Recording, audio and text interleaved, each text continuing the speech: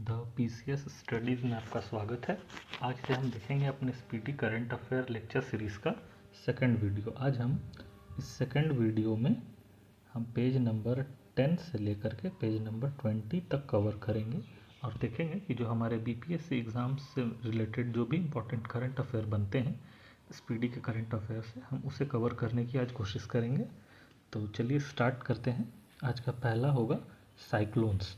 तो साइक्लोन्स में हम देखेंगे कि जो सबसे इम्पोर्टेंट साइक्लोन था वो है बे ऑफ बंगाल में रेमल। तो इसका नाम ओमान ने रखा था। और दूसरा इम्पोर्टेंट हम देखेंगे मिचोंग। ये मिचोंग भी बे ऑफ बंगाल यानी बंगाल की खाड़ी में आया था और इससे म्यांमार ज़्यादातर प्रभावित भी हुआ था। तो मिचोंग को हम देख लिए और रेमल को हम देख लिए। उसके बाद फिर हम नेक्स्ट देखते हैं जो top super computers of the world हैं और इंडिया। तो इसमें हम देखेंगे कि इंडिया का पहला जो सबसे फास्टेस्ट कंप्यूटर है जिसका रैंक 75 है वर्ल्ड में, वो है एरावत जो सीडैक पुणे के द्वारा बनाया गया है। और सेकंड है परम सिद्धि जो कि सीडैक पुणे के द्वारा बनाया गया है। उसी तरह से जो वर्ल्ड का सबसे फास्टेस्ट कंप्यूटर है उसका नाम है फ्रंटियर जो कि यूएसए ने बनाया है। और सेकंड है फुगाकू जो कि जापान ने बनाया है। तो जनरली हमें सिर्फ फर्स्ट का ही नाम याद रखना रहता है। तो हम ऐसे याद कर सकते हैं कि फर्स्ट जो है यूएसए द्वारा बनाया गया फ्रंटियर और सेकंड जो है एरावत सीडैक पुणे के द्वारा बनाया गया है। उसी तरह से अब हम इम्पोर्टेंट फॉरेस्ट डेटा को देखते हैं जो फॉरेस्ट रिपोर्ट के द्वारा पब्लिश किया गया था। तो इसमें हम सबसे पहले देखते हैं कि ये फॉरेस्ट रिपोर्ट जो है वो 2021 का है, क्योंकि 2022 वाला फॉरेस्ट रिपोर्ट जो है अभी तक पब्लिश नहीं हुआ है। 2023 वाला अभी तक पब्लिश नहीं हुआ है और 2023 वाला जब पब्लिश हो जाएगा तब हम उसे देखेंगे। फिलहाल हमारे पास 2021 का रिपोर्ट है जो कि 2022 में पब्लिश हुआ था और ये 17वां नंबर का फॉरेस्ट रिपोर्ट है। तो हम इसे देखते हैं।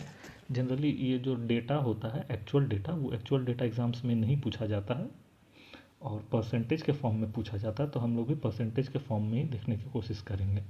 तो सबसे पहला डेटा जो है कि फॉरेस्ट एंड ट्री कवर। तो फॉरेस्ट और ट्री दोनों अलग अलग चीज़ें होती हैं।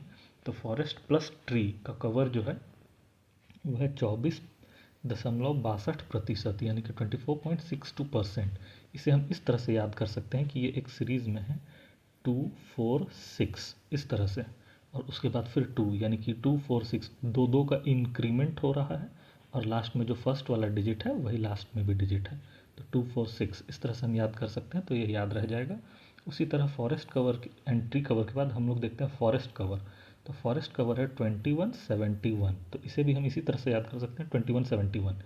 21 तरह के नंबर हैं तो इसे भी हम इसी तरह याद कर सकते हैं। और उसके बाद है ट्री कवर। तो ट्री कवर है 2.91। अगर आप लोगों को ट्री कवर याद नहीं हो रहा है तो आप इस तरह से भी कर सकते हैं कि फॉरेस्ट प्लस ट्री कवर अगर 24.62 है और फॉरेस्ट कवर अगर 21.71% है तो इससे आप अगर माइनस कर देंगे तो यही आपको 2.91% आ जाएगा। उसी तरह से अगर हम देखें कि इंक्रीज़ कितना हुआ है तो 2.2261 स्क्वायर किलोमीटर इंक्रीज़ हुआ है फॉरेस्ट एंड ट्री कवर में, और फॉरेस्ट कवर में 1540 किलोमीटर इंक्रीज़ हुआ है। उसी तरह अगर हम देखें कि सिर्फ ट्री कवर में इंक्रीज़ तो ट्री कवर में 721 किलोमीटर इंक्रीज़ हुआ है। अब हम मैनग्रोव की बात कर लें तो mangrove 4992 square kilometre mangrove forest है इंडिया में, और पिछले रिपोर्ट की तुलना में 17 स्क्वायर किलोमीटर इंक्रीज़ हुआ है। ये सब डेटा इंपॉर्टेंट है और इसे हमें याद रखना चाहिए क्योंकि जनरली एग्ज़ाम्स में ये फॉरेस्ट रिपोर्ट से क्वेश्चंस पूछे ही जाते हैं। ज़्यादातर स्टेट पीसीएस या किसी भी कॉम्पिटिटिव एग्ज़ाम्स में फॉरेस्ट रिपोर्ट के क्वेश्चंस इंपॉर्टेंट ही होते हैं और जनरली पूछे ही जाते हैं। अब हम देखते हैं कि मैनग्रोव फॉरेस्ट सबसे ज़्यादा कहाँ पाए जाते हैं। तो हमें याद रखना है कि वेस्ट बंगाल में सबसे ज़्यादा, सेकंड में गुजरात और तीसरा में अंडमान निकोबार। ये सीक्वेंस हमें याद रखने चाहिए क्योंकि कभी कभी ये सीक्वेंस बताने के लिए दे दिया जाता है कि इंक्रीजिंग ऑर्डर या डिक्रीजिंग ऑर्डर में इसे अरेंज करिए। तो उस समय ये सीक्वेंस हमें याद रखने चाहिए तो हमें एग्ज़ाम्स में काफ़ी हेल्प होगा। उसी तरह मैनग्रोव के बाद अगर हम बात करें फॉरेस्ट कवर की तो सबसे ज़्यादा फॉरेस्ट कवर है मध्य प्रदेश, उसके बाद अरुणाचल और उसके बाद छत्तीसगढ़। मध्य प्रदेश, उसके बाद अरुणाचल और छत्तीसगढ़। मध्य प्रदेश में सबसे ज़्यादा है और थर्ड पे छत्तीसगढ़, सेकंड पे अरुणाचल प्रदेश। उसके बाद इस तरह से हम मेमोराइज इसे भी कर सकते हैं।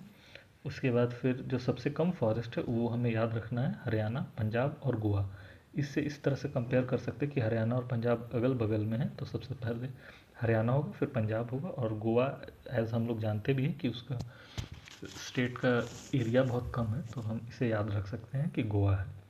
तो ये सीक्वेंस भी हमें याद रखने चाहिए। और सबसे ज़्यादा फॉरेस्ट इंक्रीज़ कहाँ हुआ, तो वो आंध्र प्रदेश, तेलंगाना और उड़ीसा में। उसके बाद परसेंटेज में अगर हम देखें तो जनरली ये तो सबको पता ही रहता है कि परसेंटेज में नॉर्थ ईस्ट के स्टेट्स में percentage of forest as compared to total territorial area के हिसाब से नॉर्थ ईस्ट में सबसे ज़्यादा पाए जाते हैं। तो हम देख लेते हैं कि सबसे ज़्यादा मिज़ोरम में पाया जाता है, उसके बाद फिर अरुणाचल प्रदेश, उसके बाद मेघालय। ये सीक्वेंस हमें याद रखना है। उसके बाद फिर हम नेक्स्ट ये देखते हैं कि एग्रीकल्चर प्रोडक्शन ये कहाँ क्या पाया जाता है। ये भी बहुत ज़्यादा इंपॉर्टेंट है, खास करके इंडिया के पर्सपेक्टिव में, कि पूछ लिया जाता है कि राइस इंडिया में सबसे ज़्यादा कहाँ उगाया जाता है, तो इसका आंसर होगा वेस्ट बंगाल। उसी तरह से वीट कहाँ प्रोड्यूस सबसे ज़्यादा होता है, तो उत्तर प्रदेश। मेज़ कहाँ पे सबसे ज़्यादा होता है, यानी मकई, तो कर्नाटका। दाल कहाँ सबसे ज़्यादा होता है, तो वो है मध्य प्रदेश। पीनट्स यानी कि बादाम कहाँ सबसे ज़्यादा होता है, तो वो है गुजरात। शुगर केन कहाँ सबसे ज़्यादा होता है, तो वो है उत्तर प्रदेश। यहाँ पे एक चीज़ ध्यान देने योग्य है कि शुगर केन मतलब कि यहाँ पे गन्ना या ईख की बात हो रही है, जो कि उत्तर प्रदेश में सबसे ज़्यादा प्रोड्यूस होता है। हम यहाँ पे चीनी या शुगर की बात नहीं कर रहे, जो कि सबसे ज़्यादा महाराष्ट्र में प्रोड्यूस होता है। उसी तरह से होगा फिर जूट सबसे ज़्यादा कहाँ प्रोड्यूस होता है, तो वेस्ट बंगाल में। टोबैको सबसे ज़्यादा कहाँ प्रोड्यूस होता है, तो वो आंध्र प्रदेश में। नेचुरल रबर कहाँ सबसे ज़्यादा होता है, तो केरला में। कॉफ़ी सबसे ज़्यादा कहाँ होता है, तो कर्नाटका में। सनफ्लावर कर्नाटका, ज्वार कर्नाटका। उसके बाद फिर कॉटन गुजरात, कॉटन यानी कपास गुजरात। आलू सबसे ज़्यादा उत्तर प्रदेश में। प्याज महाराष्ट्र। चाय असम। सोयाबीन मध्य प्रदेश। पल्सेस यानी दाल मध्य प्रदेश। मिल्क राजस्थान। चीनी यानी शुगर ये सबसे ज़्यादा महाराष्ट्र। और स्पाइसेस महाराष्ट्र मध्य प्रदेश में, इंडिया में। यहाँ पे बताने योग्य एक बात है कि मध्य प्रदेश में जनरली हम जानते हैं कि साउथ जो है वो कैपिटल बोला जाता है, वर्ल्ड कैपिटल ऑफ स्पाइसेस, लेकिन यहाँ पे स्पाइसेस में मध्य प्रदेश इसलिए होगा क्योंकि मध्य प्रदेश जो है वो लीडिंग प्रोड्यूसर ऑफ चिली यानी मिर्च। मिर्च का सबसे ज़्यादा प्रोड्यूसर है मध्य प्रदेश। मिर्च, उसके बाद फिर हल्दी, लहसुन, अदरक, इन सब में मध्य प्रदेश लीडिंग प्रोड्यूसर आता है। और ये सब भी स्पाइसेस में ही काउंट होते हैं, इसलिए मध्य प्रदेश को हम सबसे ज़्यादा स्पाइस प्रोड्यूसर बोलते हैं। वहीं गरम मसालों की अगर बात की जाए तब हमारा साउथ जो है वो लीडिंग प्रोड्यूसर होगा। ये लिस्ट इंपॉर्टेंट है, बहुत ज़्यादा याद रखना, क्योंकि ये जनरली एग्ज़ाम्स में पूछा जाता है बहुत सारे एग्ज़ाम्स में कि कौन सा राज्य किस चीज़ का सबसे ज़्यादा उत्पादक है। उसी तरह मिनरल्स में अगर हम देख लें तो मिनरल्स का भी पूछा जाता है। जनरली ये बिहार के पर्सपेक्टिव में अलग से पूछा जाता है, पर कुछ जो इम्पोर्टेंट है हम सिर्फ उसी को देख लेते हैं। जैसे कि कोल, तो ये झारखंड में सबसे ज़्यादा होता है कोयला। हीरा मध्य प्रदेश या पन्ना की खानें जो हैं मध्य प्रदेश में, वहाँ पे सबसे ज़्यादा। कॉपर जो है वो मध्य प्रदेश में सबसे ज़्यादा होता है। आयरन यानी लौह अयस्क, ये उड़ीसा में सबसे ज़्यादा होता है। चांदी या सिल्वर राजस्थान में। क्रूड ऑयल ये राजस्थान में। नेचुरल गैस जो है वो असम में। बॉक्साइट जो कि होता है सबसे ज़्यादा उड़ीसा में। मैग्नीज मध्य प्रदेश में। गोल्ड जो है वो कर्नाटका कोलार गोल्ड फील्ड्स में। मीका जो कि आंध्र प्रदेश में। यूरेनियम सबसे ज़्यादा आंध्र प्रदेश में। यहाँ एक चीज़ यूरेनियम के बारे में मैं बताना चाहूँगा कि यूरेनियम सबसे ज़्यादा पाया जाता है कज़ाकिस्तान में, लेकिन सबसे बड़ा इसका एक्सपोर्टर या प्रोड्यूसर जो है वो ऑस्ट्रेलिया है। हालांकि मिनरल रिजर्व्स जो ज़मीन के अंदर हैं वो कज़ाकिस्तान में सबसे ज़्यादा हैं, पर सबसे ज़्यादा उसे निकाल कर बाहर बेचने वाला देश ऑस्ट्रेलिया है। वहीं टंगस्टन जो है वो आंध्र प्रदेश में। ये सब वैसे इंपॉर्टेंट उतने ज़्यादा नहीं है, तो इसे अब हम नहीं देखते हैं। उसी तरह से कुछ हम चेंज नेम देखते हैं जो कि इम्पॉर्टेंट हो सकते हैं हमारे एग्ज़ाम्स में। जैसे कि ये बहुत ज़्यादा इम्पॉर्टेंट है कि दरबार हॉल का नाम क्या कर दिया गया है, तो अब दरबार हॉल जो राष्ट्रपति भवन में, उसे हम गणतंत्र मंडप के नाम से जानेंगे। वहीं अशोक हॉल को हम अशोक मंडप के नाम से जानेंगे, यानी कि हॉल जो है उसे अब हम मंडप के नाम से जानेंगे। ये हम याद कर सकते हैं। उसी तरह से जोशी मठ का नाम अब हो गया है ज्योतिर्मठ। और अयोध्या रेलवे स्टेशन का नाम हो गया है अयोध्या धाम। ओल्ड पार्लियामेंट बिल्डिंग जो है उसका नाम हो गया है संविधान सदन। खेलो इंडिया वुमेन लीग का नाम हो गया है अस्मिता लीग। और बांद्रा वर्सोवा ब्रिज जो है उसका नाम हो गया वीर सावरकर सेतु। और मुंबई ट्रांस हार्बर लिंक जो है उसका नाम है अटल सेतु। ये दोनों में काफ़ी कन्फ्यूज़न रहता है, बांद्रा वर्सोवा ब्रिज में और मुंबई ट्रांस हार्बर लिंक में, तो ये खास करके याद कर लीजिएगा क्योंकि इसमें कन्फ्यूजन ज़्यादा होते हैं। अल मिन्हाज सिटी जो है उसका नाम हो गया हिंद सिटी, जो यूएई में है, ये इंडिया के नाम पे रखा गया है। उसी तरह से नेहरू मेमोरियल म्यूज़ियम का नाम प्राइम मिनिस्टर म्यूज़ियम रख दिया गया है। मिलेट्स को अब हम श्री अन्न के नाम से जानेंगे, जो कि बजट में भी यूज़ हुआ था यही टर्म।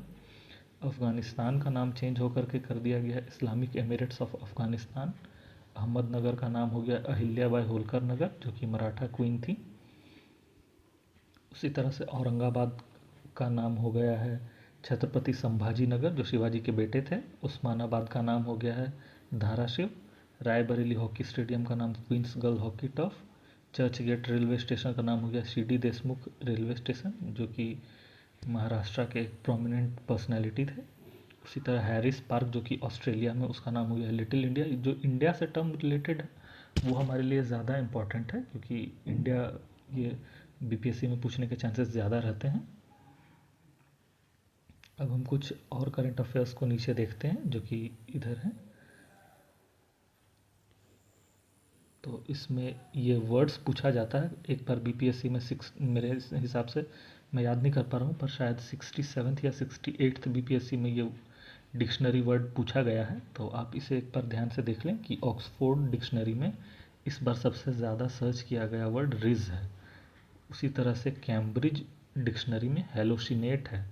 कॉलिन्स डिक्शनरी में एआई है और डिक्शनरी.com में हेल्यूसिनेट है।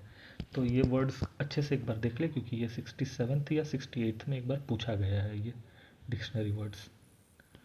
उसी तरह से अब हम देखेंगे कि जो इम्पोर्टेंट स्टेट गवर्नमेंट की स्कीम्स हैं, हम उसे एक बार देख लेते हैं कि जो जो इम्पोर्टेंट स्कीम्स हैं, हम इसमें सारे नहीं देखेंगे क्योंकि ये बहुत सारे स्टेट स्पेसिफिक के अलग अलग स्कीम्स हो जाते हैं। तो जो मेजर स्कीम्स हैं जो बहुत ज़्यादा पॉपुलर हैं या नाम बहुत रेलेवेंट लग रहा हो, हम सिर्फ उसी को देखेंगे। जैसे अभय हस्तम, ये तेलंगाना गवर्नमेंट की स्कीम है। उसी तरह हेल्थ साथी, ये पेटीएम की स्कीम है। सीएम यूथ वर्क, ये हमारा महाराष्ट्र गवर्नमेंट का स्कीम है क्योंकि युवा शक्ति बिहार की प्रगति ऐसे करके 7 निश्चय में भी पूछा जाता है, तो इसीलिए यूथ वर्क जो है हम देख लेंगे कि महाराष्ट्र में है। उसी तरह से संपूर्णता अभियान, ये नीति आयोग का है। उसके बाद फिर सीएम माझी लड़की बहन स्कीम जो है, माही लड़की बहन स्कीम महाराष्ट्र का है। पिरूल लाओ पैसा पाओ उत्तराखंड का है। स्कूल ऑन व्हील्स मणिपुर का है। उसी तरह से महतारी वंदन योजना छत्तीसगढ़ का है, ये काफ़ी पॉपुलर स्कीम है छत्तीसगढ़ का। वैसे ही स्वयं स्कीम उड़ीसा का है। माई स्कूल माई प्राइड जो है हिमाचल प्रदेश का है। Our constitution our respect camping vice president Jagdeep Dhankhar ji के द्वारा लॉन्च किया गया है। उसी तरह से हम नीचे देखेंगे, Rani Durgavati food promotion scheme Madhya Pradesh का है। सांस कैंपिंग मणिपुर का है। My village my heritage ministry of culture का है। खास करके स्टेट गवर्नमेंट से ज़्यादा हम यहाँ जो ministry of government of India के द्वारा जो इसे लॉन्च किया जाता है, जैसे मिनिस्ट्री ऑफ कल्चर के द्वारा या जो वाइस प्रेसिडेंट के द्वारा जो लॉन्च किया गया, हम उस पर ज़्यादा फोकस करेंगे क्योंकि ये ज़्यादातर पूछे जाते हैं। उसी तरह से एक ये कैंपिंग है हर घर सोलर कैंपिंग, ये उत्तर प्रदेश का है, ये हम देख लिए। उसके बाद फिर नेक्स्ट हम देखते हैं सेफ सिटी प्रोजेक्ट जो है वो उत्तर प्रदेश का है। नई चेतना मिनिस्ट्री ऑफ रूरल डेवलपमेंट का है, ये इंपॉर्टेंट हो सकता है क्योंकि ये गवर्नमेंट ऑफ इंडिया के द्वारा लॉन्च किया गया। अबुआ आवास योजना, ये झारखंड का है।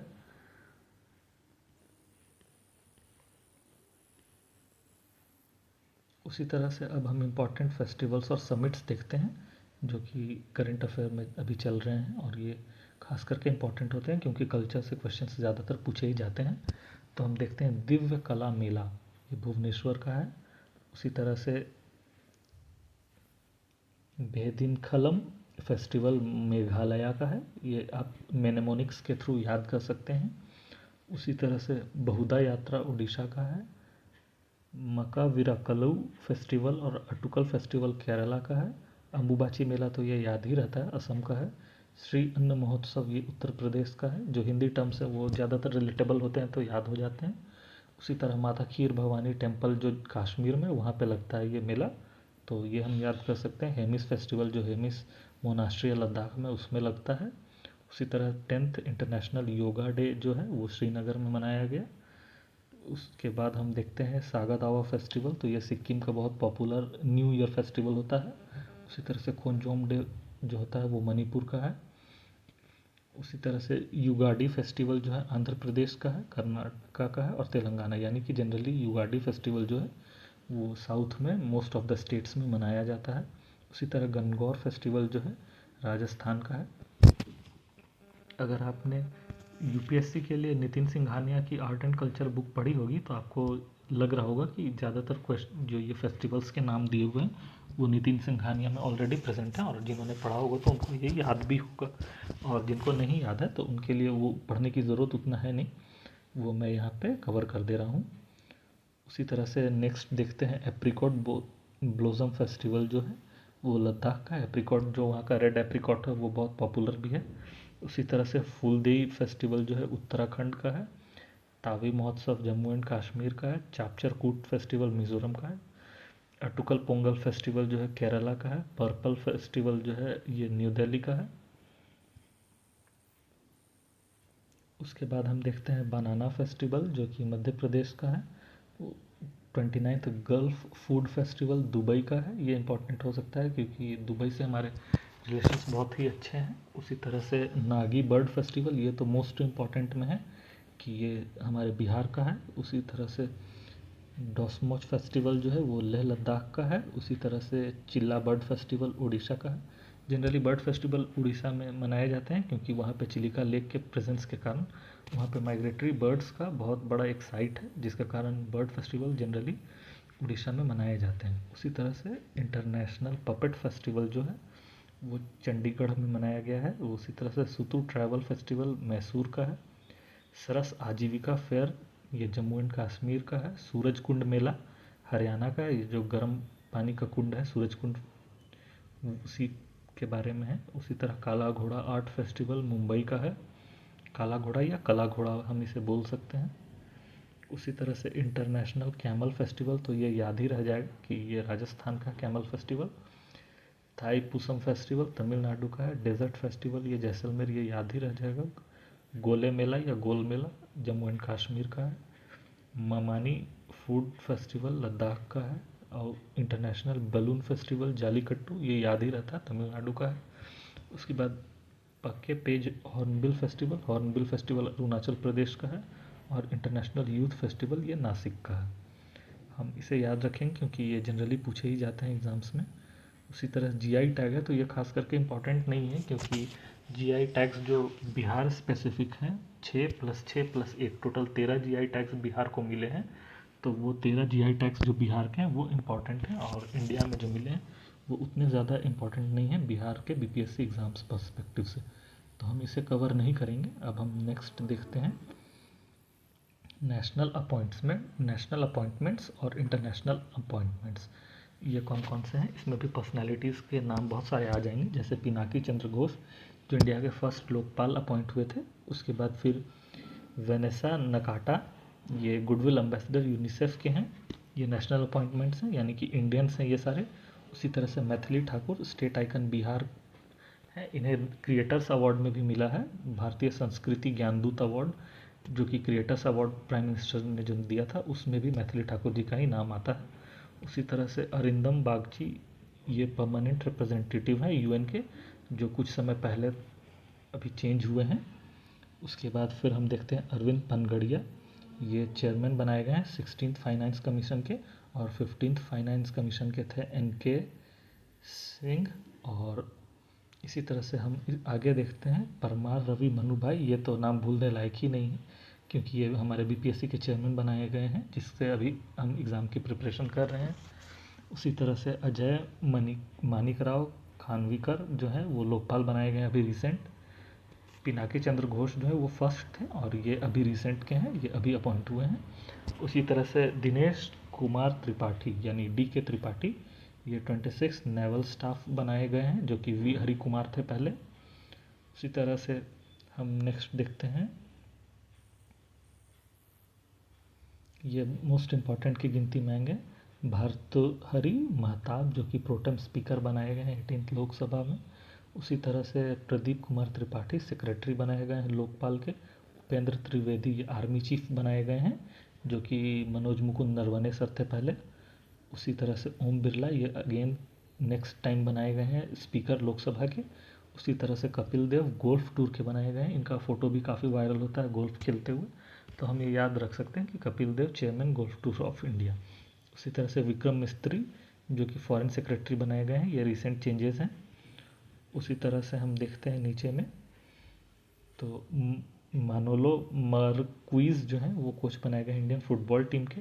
प्रीति सूदन मैम जो है वो चेयरमैन बनाई गई हैं यूपीएससी की, जो अभी मनोज सोनी सर जो रेजिग्नेशन दिए उसके बाद फिर उसके बाद टीवी सोमनाथ यानी कि टी वी और एस टीवीएस जो हैं वो बनाए गए हैं कैबिनेट सेक्रेटरी, जो झारखंड कैडर के पहले कैबिनेट सेक्रेटरी थे राजीव गौबा, वो अब रिटायर हो चुके हैं, तो उनके जगह पे टीवी सोमनाथन जी को बनाया गया है कैबिनेट सेक्रेटरी।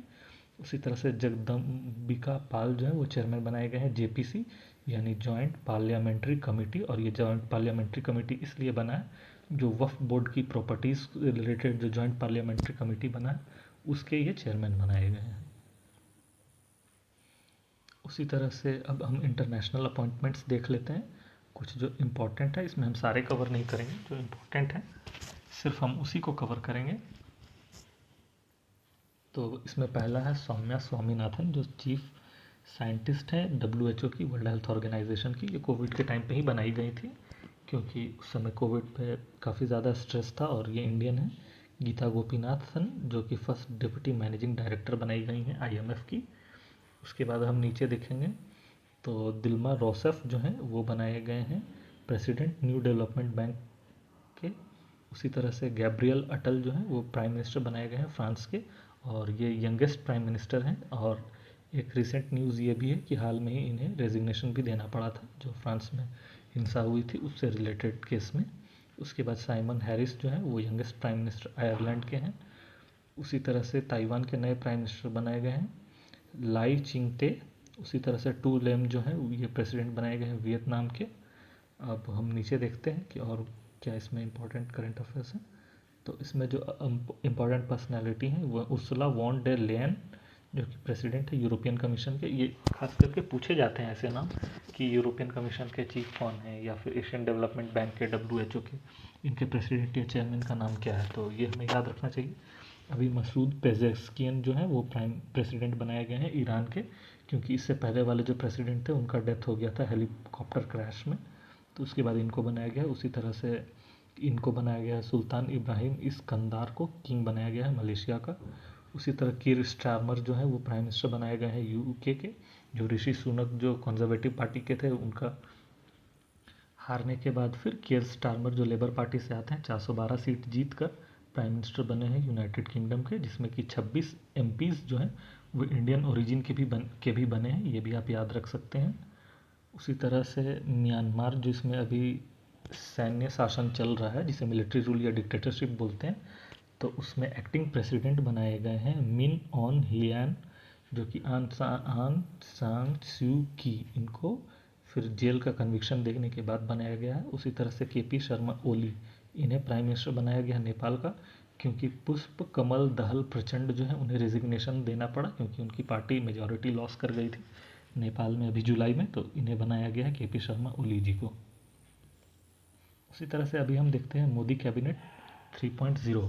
तो हम मोदी कैबिनेट 3.0 देखते हैं, तो उससे पहले हम देख लेते हैं कि मोदी जी का जो चुनाव हुआ था, जो 18th लोकसभा इलेक्शन के रिजल्ट्स जो आए थे, मैं श्योर नहीं हूँ, शायद 4 जून को रिजल्ट्स आए थे और 9 जून को स्वेर इन सेरेमनी हुआ था कैबिनेट का प्राइम मिनिस्टर जी का।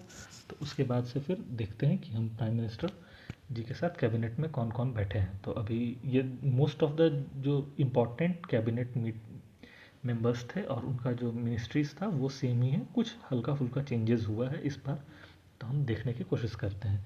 जैसे ज़्यादातर चेंजेस तो हमें नहीं देखने को मिलेंगे, ज़्यादातर तो सेम ही है। जैसे राजनाथ सिंह जो थे वो पहले भी डिफेंस मिनिस्टर थे और अभी भी डिफेंस मिनिस्टर हैं, यानी कि सैन्य मंत्री। उसी तरह से अमित शाह जो थे पहले भी होम मिनिस्टर थे और कोऑपरेटिव मिनिस्टर थे, अभी भी हैं। नितिन गडकरी सर जो रोड ट्रांसपोर्ट मिनिस्टर थे अभी भी हैं। उसी तरह निर्मला सीतारमन फाइनेंस मिनिस्टर और कॉरपोरेट अफेयर मिनिस्टर थी पहले भी। न्यू चेंजेस में हम देख सकते हैं जेपी नड्डा सर, जो कि health ministry of chemical and fertiliser के बनाए गए हैं। उसी तरह एस जयशंकर सर, ये तो पहले से थे। ये नया चेंजेस है शिवराज सिंह चौहान सर, जो कि एग्रीकल्चर मिनिस्टर बनाए गए हैं, जो कि पहले अर्जुन मुंडा थे, जो कि झारखंड के खूंटी मेंबर ऑफ पार्लियामेंट थे खूंटी से। तो वो जब इस बार चुनाव नहीं जीत पाए तो फिर शिवराज सिंह चौहान सर को बनाया गया है एग्रीकल्चर मिनिस्टर। उसी तरह से हम देखते हैं पीयूष गोयल सर, तो ये पहले भी मिनिस्ट्री ऑफ कॉमर्स थे, अभी भी हैं। धर्मेंद्र प्रधान सर, तो ये पहले भी एजुकेशन मिनिस्टर थे, अभी भी हैं। जीतन राम मांझी, ये इम्पॉर्टेंट हो सकते हैं क्योंकि इन्हें मिनिस्टर ऑफ एमएसएमई बनाया है और ये HAM पार्टी से बिलोंग करते हैं, बिहार के। उसी तरह से राजीव रंजन यानी ललन सिंह, जो बिहार के हैं, उन्हें पंचायती राज मिनिस्टर बनाया गया है। अश्विनी वैष्णव पहले भी रेलवे और IT मिनिस्टर थे, अभी भी वही हैं। उसी तरह से जो ये चेंजेस मेजर है, जैसे ज्वेल ओरम, ये मिनिस्ट्री ऑफ ट्राइबल अफेयर बनाए गए हैं और ये सुंदरगढ़ उड़ीसा से बिलोंग करते हैं। सुंदरगढ़ उड़ीसा, जिसमें राउरकेला भी आता है, वहाँ से ये मेंबर ऑफ पार्लियामेंट है लोकसभा में और ये मिनिस्ट्री ऑफ ट्राइबल अफेयर बनाए गए हैं। इन्होंने रिप्लेस किया है अर्जुन मुंडा को, जो झारखंड से मिनिस्ट्री ऑफ ट्राइबल अफेयर थे पिछले बार। उसी तरह से भूपेंद्र यादव पहले भी मिनिस्ट्री ऑफ इन्वायरमेंट अफेयर में थे, इस बार भी हैं। ये नया चेंजेस है। श्रीमती अन्नपूर्णा देवी, जो कि कोडरमा से मेंबर ऑफ पार्लियामेंट है, ये ministry of women and child development में बनाई गई हैं, जो कि पहले मैडम स्मृति ईरानी थी। उसी तरह से हम नए में देखते हैं तो चिराग पासवान सर, जो कि बिहार से बिलोंग करते हैं, ये मिनिस्ट्री ऑफ फूड प्रोसेसिंग में बनाए गए हैं। और CR पाटिल, जो कि मिनिस्ट्री ऑफ जल शक्ति में मिनिस्टर बने हैं। टोटल अगर हम देखें तो मोदी कैबिनेट में हम देख लेते हैं कि कितने हैं। तो 1 + 5 + 30 + 36, ये है मोदी कैबिनेट में इक्वल टू 72। अब हम बताते हैं कि ये क्या स्ट्रक्चर है। पहला जो ये 1 है, ये है प्राइम मिनिस्टर के लिए, यानी कि एक जो प्राइम मिनिस्टर है। ये 5 जो हैं ये ministry of state independent charge में हैं। उसी तरह से ये 30 मेंबर्स जो है मिनिस्टर्स, ये कैबिनेट मिनिस्टर। और ये जो 36 है, ये minister of state dependent charges में है। तो इन टोटल हम करेंगे तो 72 जो बनाने रहते हैं मिनिस्टर। मैक्सिमम लिमिट जो है लोकसभा में मिनिस्टर्स की वो 72 है, वो ऐसे आ जाता है। मैं इसे फिर से एक बार रिपीट कर देता हूँ कि एक जो है ये है प्राइम मिनिस्टर के लिए, 5 जो है minister of state independent charge, 30 जो है वो है कैबिनेट मिनिस्टर्स और 36 जो है minister of state dependent charges. तो ये सब मिला करके टोटल 72 मिनिस्टर्स बनाए गए हैं मोदी कैबिनेट में। अब हम कुछ और देखते हैं इम्पॉर्टेंट जो स्टेट के चेंजेस हुए हैं। तो इसमें हम देख सकते हैं कि लोकसभा के साथ कुछ राज्यों में चुनाव हुए थे, तो उनके रिजल्ट्स आने के बाद वहाँ के चीफ मिनिस्टर्स चेंज हुए हैं, तो हम उन्हें देख लेते हैं। जैसे अरुणाचल प्रदेश में चुनाव हुए थे, तो वहाँ पेमा खांडू जी बनाए गए हैं चीफ मिनिस्टर। उसी तरह सिक्किम में चुनाव हुए थे, तो वहाँ प्रेम सिंह तमांग बनाए गए हैं चीफ मिनिस्टर। उसी तरह नीचे अगर हम देखें तो उड़ीसा में भी अभी हाल ही में चुनाव हुए थे, तो वहाँ के चीफ मिनिस्टर बनाए गए हैं मोहन चरण मांझी, जो कि बीजेपी से हैं। और जो पहले यहाँ के नवीन पटनायक जो थे चीफ मिनिस्टर, वो अभी रिप्लेस हो गए हैं। उसी तरह झारखंड में अभी चंपई सोरेन मिनिस्टर थे, जो कि जुलाई में हटकर फिर से हेमंत सोरेन आ चुके हैं। और गवर्नर भी चेंजेस हुआ है, तो यहाँ पे संतोष कुमार गंगवार हैं यहाँ के गवर्नर। उसी तरह छत्तीसगढ़ में जो इलेक्शंस हुए थे, तो उसमें विष्णुदेव साई जो हैं वो बनाए गए हैं प्राइम मिनिस्टर।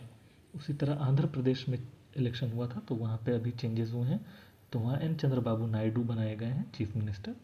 उसी तरह से अब हम देख लेते हैं नीचे, ये बहुत इंपॉर्टेंट चीज़ है जो हमेशा हम लोग भूल जाते हैं। यह टोटल नंबर ऑफ़ स्टेट्स अभी 28 है और यूनियन टेरिटरीज 8 है, तो ये हमें याद रखने चाहिए। अब ये कुछ इम्पॉर्टेंट कंट्रीज़ के नाम और उसमें जो प्राइम मिनिस्टर या प्रेसिडेंट जो इम्पोर्टेंट है, बस हम उन्हें ही देखेंगे। खास करके हम अपने नेशन के आसपास वालों को, नेबर्स को ज़रूर से देख लेंगे, क्योंकि हो सकता है कि कभी ये पूछ दिया जाए। खास करके प्रीलिम्स के साथ साथ इंटरव्यू में भी बहुत बार ऐसा होता है कि पूछ दिया जाता है कि हमारे पड़ोसी देश पाकिस्तान, नेपाल, भूटान, श्रीलंका, मालदीव, म्यांमार के अभी प्राइम मिनिस्टर या प्रेसिडेंट कौन है। इस तरह से इंटरव्यू में भी बहुत बार ऐसा पूछा जाता है और प्रीलिम्स में तो पूछा ही जाता है और बहुत सारे एग्ज़ाम्स में ऐसा पूछा जाता है, तो हम इसे कवर कर लेंगे। तो पहला है बांग्लादेश। तो बांग्लादेश की अभी प्राइम मिनिस्टर है मोहम्मद यूनुस, क्योंकि अभी जो प्राइम मिनिस्टर थी शेख हसीना, तो वो अभी दिल्ली में है, तो इसके कारण से वहाँ पे बहुत से ज़्यादा इंस्टेबिलिटी है और मोहम्मद यूनुस को बनाया गया है वहाँ पे प्राइम मिनिस्टर, जो कि अभी एक्टिंग प्राइम मिनिस्टर है। अफ़गानिस्तान, जो इस्लामिक स्टेट ऑफ अफ़गानिस्तान अब बन चुका है नाम चेंज होकर, तो वहाँ का है मुल्ला हसन अखनूल, इन्हें बनाया गया है प्राइम मिनिस्टर। उसी तरह भूटान में अभी थेस्रिंग टोब्गे को बनाया गया है प्राइम मिनिस्टर। पाकिस्तान में अभी शहबाज शरीफ को बनाया गया है प्राइम मिनिस्टर। श्रीलंका में बनाया गया है दिनेश गुणवर्धने को। नेपाल में केपी शर्मा ओली को। म्यांमार में मिन ऑन्ग हेलाइंग को बनाया गया है अभी प्राइम मिनिस्टर। उसी तरह से ईरान में भी जो इलेक्शंस हुए थे प्रेसिडेंट के, तो उसमें मसूद पेजेश्कियन को बनाया गया है प्रेसिडेंट। वियतनाम में प्रेसिडेंट टू लेम है और ब्रिटेन में अभी कियर स्टारमर है। इसी के साथ हम देखते हैं कि हमारा ये आज का टॉपिक सारा कंप्लीट हो गया। तो हमने आज स्पीडी के चैप्टर पेज नंबर 10 से लेकर के पेज नंबर 20 तक कवर किया, जिसमें बहुत सारे करंट अफेयर को हमने देखा और बहुत सारे को हमने छोड़ा भी, जो कि हमारे लिए इम्पोर्टेंट नहीं थे। तो कल हम कोशिश करेंगे कि पेज नंबर 30 से लेकर 40 तक का हम लोग रिवीजन करेंगे, जिससे कि धीरे धीरे बिट बाय बिट हमारा स्पीडी का करंट अफेयर कंप्लीट हो जाएगा और हम अच्छे से तैयार हो जाएंगे बीपीएससी के लिए। जब ये स्पीडी का करंट अफेयर कंप्लीट हो जाएगा, तब फिर हम लोग विज़न के करंट अफेयर मैगज़ीन भी 1.5 साल का कवर करेंगे, क्योंकि 69th बीपीएससी से सिलेबस चेंज हो चुका है और क्वेश्चन पूछने का पैटर्न पूरी तरह से बदल चुका है और वन लाइनर तो कुछ पूछे जाते ही हैं, लेकिन multiple statement based multiple choices भी पूछे जा रहे हैं। इस कारण से हम विज़न के 1.5 साल के मैगज़ीन को कवर करेंगे, जिसमें पीटी 365 मई जून जुलाई अगस्त तक के, इस 2024 के मई जून जुलाई अगस्त के मंथली मैगज़ीन और पिछले साल जनवरी 2023 से इस साल के मई 2024 तक का पीटी 365 हम लोग 1.5 साल का पूरा कवर करेंगे, वो भी शॉर्ट में, यानी कि बहुत ज़्यादा नहीं, 40-50 पेज में पूरे 1.5 साल का हम लोग करंट अफेयर विजन का कवर करेंगे, ताकि हमारा कोशिश यही रहेगा कि हमारा ज़्यादा से ज़्यादा करंट अफेयर्स सही हो। और लास्ट में फिर हम लोग बिहार का भी रिवीजन सीरीज़ लाएंगे, जिसमें कुछ बिहार के भी इम्पॉर्टेंट फैक्ट्स एंड फिगर्स को हम लोग देखने की कोशिश करेंगे, जिससे कि हमारा रिवीजन बहुत अच्छे ढंग से हो जाए। और जैसा कि बताया भी गया है कि इस बार के बीपीएससी के क्वेश्चंस काफ़ी टफ होने वाले हैं और 69th बीपीएससी से ज़्यादा टफ होंगे। तो बहुत सारे स्टूडेंट्स का 69th बीपीएससी प्रीलिम्स में नहीं हुआ था, या हुआ भी था तो 1-2 मार्क्स से। तो उसका मेजर कारण यही था कि क्वेश्चन के पैटर्न बहुत ज़्यादा बदल दिए गए थे, तो जिसके कारण स्टूडेंट्स को आदत थी वन लाइनर एग्ज़ाम्स की, और वहाँ पे multiple statement based question UPSC के टाइप से पूछे गए थे, तो बहुत ज़्यादा दिक्कत हुई थी। तो इस बार वही हमारा टारगेट है कि हम स्पीडी को कवर करेंगे ही, क्योंकि ट्रेडिशनल क्वेश्चंस भी आएंगे, ऐसा नहीं है कि सिर्फ मल्टीपल स्टेटमेंट बेस्ड क्वेश्चंस ही आएंगे, बहुत सारे क्वेश्चंस ट्रेडिशनल बेस्ड भी होंगे। तो स्पीडी से हमारा traditional one liner current affairs complete हो जाएगा, और जब मल्टीपल स्टेटमेंट बेस्ड क्वेश्चंस की बात आएगी, तो हम विजन के 1.5 साल के मैगज़ीन को भी कवर कर लेंगे, जिससे कि हमारा सारा करंट अफेयर्स का डाउट क्लियर हो जाएगा। Thanks for watching the PCS studies.